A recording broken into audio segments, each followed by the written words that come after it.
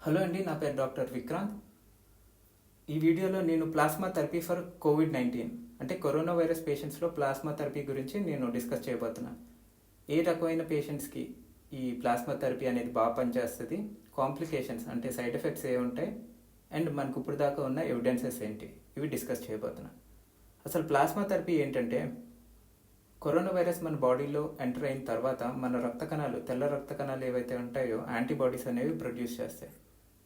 ఈ యాంటీబాడీస్ మనం రికవర్ అయిన తర్వాత కూడా మన రక్తంలో ఇంకా ఉంటాయి. సో రికవర్ అయిన పేషెంట్స్ రక్తం నుంచి ఈ యాంటీబాడీస్ ప్లాస్మా రూపంలో తీసి కొత్తగా ఇన్ఫెక్ట్ అయిన పేషెంట్స్కి ఎవరికన్నా ఇస్తే వాళ్ళలో సీరియస్ ఇన్ఫెక్షన్ రాకుండా చూసుకుంటుంది అనమాట. ఈ వైట్ షేప్లో ఏవైతే ఉన్నాయో ఇవి యాంటీబాడీస్. ఈ బ్లూ కలర్ ఏంటంటే వైరస్ అనమాట. ఈ యాంటీబాడీస్ అనేవి వైరస్ని అటాక్ చేసి న్యూట్రలైజ్ చేస్తాయి. ప్రస్తుతం మనకి ఉన్న ఎవిడెన్సెస్ చూసినట్టయితే 13 ట్రయల్స్ అనేవి కంప్లీట్ అయ్యాయండి. ఇంకా చాలా ట్రయల్స్ అంటే 130 ట్రయల్స్ రిజిస్టర్ అయ్యాయి, కాకపోతే ఇంకా ఏవి కంప్లీట్ అవ్వలేదు. ఇప్పుడు ఈ 13 ట్రయల్స్లో కొన్ని పబ్లిష్ అయిన స్టడీస్ గురించి మాత్రమే నేను డిస్కస్ చేయబోతున్నాను. ఈ ప్లాస్మా థెరపీకి ఐడియా ఎక్కడి నుంచి వచ్చిందంటే 2003లో చైనాలో సార్స్ వైరస్ అనేది అటాక్ జరిగింది. అక్కడ ఇన్ఫెక్ట్ అయిన పేషెంట్స్లో ఇనీషియల్గా ఈ ప్లాస్మా థెరపీ అనేది ట్రై చేశారు. మంచి రిజల్ట్స్ ఇవ్వడంతో సిమిలర్ స్ట్రాటజీ ఇప్పుడు కోవిడ్-19కి కూడా ఇంప్లిమెంట్ చేశారు. సో ఫస్ట్ ట్రయల్స్ ఏవైతే ఉన్నాయో చైనాలో జరిగాయండి. సో ఇది non randomise control trial. Randomise control trial అంటే మంచి ఎవిడెన్స్ ఉన్న ట్రయల్స్ అనమాట. ఇది ర్యాండమైజ్ కంట్రోల్ ట్రయల్ కాదండి. ఇది 5 క్రిటికల్ ఇల్ పేషెంట్స్లో చూశారు. రిజల్ట్ కానీ చూసినట్టయితే మంచి రిజల్ట్ కనిపించింది. 5 పేషెంట్స్లో కూడా మంచి రిజల్ట్ కనిపించినట్టు మనకి తెలిసింది. వాళ్ళ టెంపరేచర్స్ ఏవైతే ఉన్నాయో అవి తగ్గాయి, వైరల్ క్లియరెన్స్ బాగుంది, ఎక్స్రే రెస్పాన్స్ కూడా బాగుంది. సెకండ్ ట్రయల్ 6 పేషెంట్స్లో చైనాలో చేశారండి. దీని రిజల్ట్స్ కూడా అట్లానే ఉన్నాయి. ఎక్స్రే ఇంప్రూవ్ అయింది, వైరస్ త్వరగా పోయింది, యాంటీబాడీస్ తర్వాత ఎక్కువ ప్రొడ్యూస్ అయ్యాయి. అట్లనే అమెరికాలో కూడా చేశారు. 31 మంది పేషెంట్స్లో చేశారు. Similar response. ఇది 10 మంది పేషెంట్లలో అమెరికాలో చేశారు. Similar response. 25 patients America, similar response. ఇవన్నీ కూడా చిన్న చిన్న ట్రయల్స్ అండి. And not a control trial, not a clinical trial. It's only observational trial అనమాట. ఇప్పుడు నేను ఏ ట్రయల్ గురించి అయితే డిస్కస్ చేస్తున్నానో ఇది ర్యాండమైజ్డ్ కంట్రోల్ ట్రయల్, అంటే ఎవిడెన్స్ బాగున్న ట్రయల్. ఈ ట్రయల్లో సివియర్ రెస్పిరేటరీ డిస్ట్రెస్ ఉన్న patients, severe or life threatening పేషెంట్స్ని తీసుకున్నారు. కరోనా వైరస్ సివియారిటీ బట్టి మనం mild disease, moderate disease, severe disease or critical disease కింద డివైడ్ చేస్తాం. మైల్డ్ డిసీజ్ అంటే తక్కువ సివియారిటీ, మోడరేట్ అంటే కొంచెం మైల్డ్ కన్నా కొంచెం ఎక్కువ సివియారిటీ, సివియర్ డిసీజ్ అంటే బాగా సివియర్గా ఉన్నట్టు, అదే క్రిటికల్ డిసీజ్ అంటే ఆల్మోస్ట్ ఇంకా చావు బతుకుల మధ్యలో ఉన్నట్టు. ఈ 4 కింద డివైడ్ చేస్తాం. ఈ ట్రయల్లో లాస్ట్ 2 అంటే సివియర్ అండ్ క్రిటికల్ డిసీజ్ పేషెంట్స్ని తీసుకున్నారు.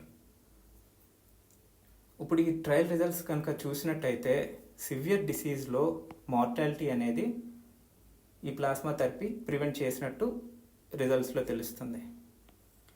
కానీ క్రిటికల్ పేషెంట్స్లో ఎవరైతే ఉన్నారో ప్లాస్మా థెరపీ ఇచ్చినా సరే అంత ఇంప్రూవ్మెంట్ లేదు. ఇంకా ప్లాస్మా థెరపీ ఇస్తే క్రిటికల్ పేషెంట్స్లో ఇంకా మార్టాలిటీ ఎక్కువ ఉన్నట్టు తెలిసింది. మార్టాలిటీ అంటే చనిపోయినట్టు అనమాట. సో క్రిటికల్ ఇల్ పేషెంట్స్లో ఈ ప్లాస్మా థెరపీ ఇస్తే ఇంకా ఎక్కువ చనిపోయినట్టు తెలిసింది. సో ఫైనల్గా ఏం కంక్లూడ్ చేశారంటే did not result in statistically significant improvement, అంత ఇంప్రూవ్మెంట్ కలగలేదు ప్లాస్మా థెరపీ వల్ల అని కంక్లూడ్ చేశారు. ఇది ఎందుకు ఇంపార్టెంట్ అంటేనండి, ఇది ఎక్కువ మందిలో చేశారు. 100 మందిలో చేసిన ట్రయల్. ముందు చేసిన స్టడీస్ అన్నీ కూడాను 10 మందిలో కానీ 30 మందిలో కానీ చేసిన ట్రయల్. ఇది ర్యాండమైజ్ కంట్రోల్ ట్రయల్, 100 మందిలో చేసిన ట్రయల్ కాబట్టి మనం కన్సిడర్ చేయాలి. ఇది ఇంకో ఇంపార్టెంట్ ర్యాండమైజ్ కంట్రోల్ ట్రయల్ అండి. ఇది కూడా వెరీ ఇంపార్టెంట్. ఈ ట్రయల్ ఏదైతే ఉన్నారో ఇందాక చెప్పినట్టు mild, moderate, severe and critical. ఇందాక ట్రయల్ ఈ రెండింటిని తీసుకున్నారు, సివియర్ అండ్ క్రిటికల్ పేషెంట్స్ని. కానీ ఈ ట్రయల్ మాత్రం మోడరేట్ అండ్ సివియర్ పేషెంట్స్ని తీసుకున్నారు. చూసినట్టయితే oxygen saturation <93% on room air and <7 days అంటే ఇన్ఫెక్షన్ వచ్చిన 7 రోజుల్లో అంటే వారం రోజుల లోపల ప్లాస్మా థెరపీ అనేది స్టార్ట్ చేస్తారు. అండ్ క్రిటికల్ పేషెంట్స్ అంటే liver failure, kidney failure, septic shock అంటే ఒళ్ళు మొత్తం ఇన్ఫెక్షన్ పాకిపోయి బ్లడ్ ప్రెషర్ మెయింటైన్ అవ్వకపోతే సెప్టిక్ షాక్ అంటారు. ఆర్ ఇంటుబేటెడ్ పేషెంట్స్ ఎవరైతే వెంటిలేటర్ మీద ఉన్నారో అంటే క్రిటికల్ పేషెంట్స్ అందరినీ కూడాను ఈ ట్రయల్లో ఇంక్లూడ్ చేయలేదు. మరి moderate and early severe disease ఉన్న పేషెంట్స్లో ఈ ట్రయల్ ఎలా పనిచేసిందో చూస్తే ఇది 189 మందిలో చేశారండి. రిజల్ట్ కనుక చూసినట్టయితే ఆల్ కాజ్ మార్టాలిటీ అంటే ఎంతమంది చనిపోయారో చూస్తే తక్కువ మంది చనిపోయారు. టోటల్ హాస్పిటలైజేషన్ డేస్ తక్కువ రోజులు హాస్పిటల్లో ఉన్నారు. అండ్ ఇంట్యుబేషన్ చేయవలసిన అవసరం కూడా తగ్గింది. ఎవరికైతే ప్లాస్మా ట్రాన్స్ఫ్యూజన్ చేసామో వాళ్ళకి ఇంట్యుబేషన్ చేయవలసిన అవసరం తగ్గినట్టు తెలుస్తుంది. సో ఏ రకంగా చూసినా మోడరేట్ అండ్ సివియర్ డిసీజ్ ఉన్న పేషెంట్స్ ఈ ట్రయల్ ద్వారా చాలా బెనిఫిట్ అయినట్టు మనకి తెలుస్తుంది. సరే, ఒక ట్రయల్ బెనిఫిట్ లేదని చూపించింది, ఇంకో ట్రయల్ బెనిఫిట్ ఉందని చూపించింది. సరే, మరి సైడ్ ఎఫెక్ట్స్ ఎట్లా ఉంటాయో చూద్దాం. చూసినట్టయితే లెస్ దాన్ 1%. ఇది 5,000 మందిలో చేసిన ట్రయల్ అండి. సైడ్ ఎఫెక్ట్స్ గురించి మాత్రమే చేశారు ఈ ట్రయల్, ఎఫికసీ గురించి కాదు. సైడ్ ఎఫెక్ట్స్ గురించి చూసినట్టయితే less than 1% mortality. Normal blood ట్రాన్స్ఫ్యూజన్లో ఎంతైతే ఉందో అంటే నార్మల్ హెల్దీ అడల్ట్స్కి బ్లడ్ ట్రాన్స్ఫ్యూజన్ చేస్తే కాంప్లికేషన్ రేట్స్ ఎంత ఉంటాయో అంతే ఉన్నట్టు తెలిసిందే. Mortality rate does not appear excess. ఒక సిస్టమాటిక్ రివ్యూ అంటే మల్టిపుల్ స్టడీస్ని కంపేర్ చేసి ఫైనల్గా వచ్చిన కంక్లూషన్ ఏంటంటే convalescent plasma may reduce mortality in critically ill patients. Critical పేషెంట్స్లో కూడా బెనిఫిట్ అవ్వచ్చు అని కంక్లూజన్కి వచ్చారు. Neutralising antibody titers increase, antibodies అనేవి రెసిపియెంట్స్లో ఇంక్రీజ్ అయినట్టు కూడా కంక్లూజన్కి వచ్చారు. సో ఫైనల్గా నా పర్సనల్ ఒపీనియన్ ఏంటంటే డిసీజ్ ఆన్సెట్ అయిన తర్వాత ఫస్ట్ 7 డేస్లో మైల్డ్ టు మోడరేట్ డిసీజ్ ఉంటుంది. 7th డే నుంచి it can go in to either severe disease or critical disease. మనం ఈ ఫేజ్లో కానీ యాక్ట్ చేస్తే అంటే ఫస్ట్ 7 to 8 డేస్లోగా యాక్ట్ చేస్తే the plasma therapy will be most beneficial అనమాట. మొదటి 7 రోజుల్లో ఇస్తే బెనిఫిట్ ఎక్కువ ఉంటుంది. 7 రోజుల తర్వాత ఇస్తే బెనిఫిట్ ఉంటుందా అంటే సివియర్ డిసీజ్ ఉన్న వాళ్ళలో బెనిఫిట్ ఉంటుంది.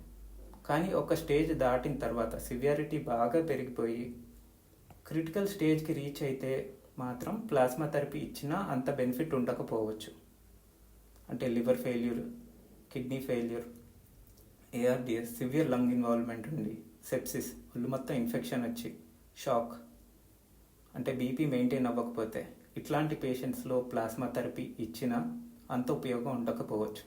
Moderate to severe disease who are not having any organ dysfunction వాళ్ళల్లో బెనిఫిట్ ఎక్కువ ఉంటుంది. Earlier the better. ఎంత త్వరగా ప్లాస్మా థెరపీ ఇస్తే అంత బెనిఫిట్ ఉంటుంది. కాంప్లికేషన్స్ కూడా అంత లేవు. Works better on severe Covid. Critical Covid కన్నా సివియర్ కోవిడ్ పేషెంట్స్లో బాగా బెనిఫిట్ ఉంటుంది. This is my personal opinion analysing the studies. ఇప్పుడు ఎవరైతే ప్లాస్మా థెరపీ ఇవ్వచ్చు, ఇప్పుడు నేను కరోనా వైరస్ నుంచి రికవర్ అయ్యాను, నేను ఇవ్వచ్చా లేదా, అండ్ ఎన్ని రోజుల తర్వాత ఇవ్వచ్చు, ఇవన్నీ కూడా తర్వాత మళ్ళీ వీడియో చేస్తానండి. Thanks for watching.